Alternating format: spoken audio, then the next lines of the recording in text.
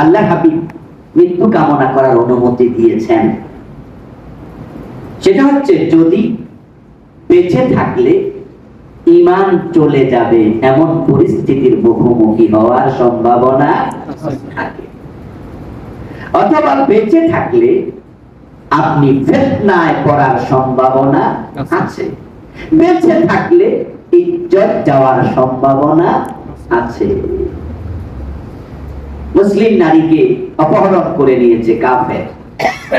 ওই মুসলিম মহিলাকে বুঝতে পেরেছে অচিরে তারা আমাকে ধর্ষণ করতে পারে, অথচ অত্যন্ত পবিত্রা নারী, পর্দানশীল।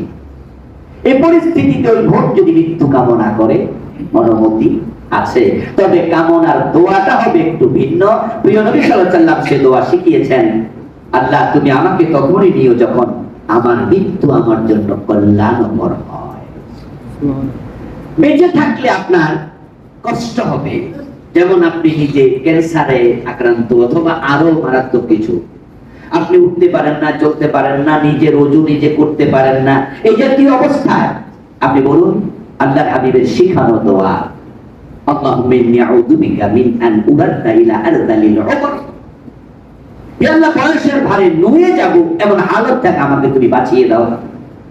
এছাড়া আরো কিছু বিধান আছে, এই বইটি আমি লিখেছি, বলেছি গত সপ্তাহে, বিস্তারিত আছে, যারা পড়তে চান পড়বেন, জানবেন। আল্লাহ তাআলা আমাদের সকলকে মৃত্যুর জন্য প্রস্তুতি নিয়ে ঈমান অবস্থায় কালেমা পড়তে পড়তে যেন পারি সে তৌফিক দান করুন, আমিন। আসসালামু আলাইকুম ওয়া রাহমাতুল্লাহ।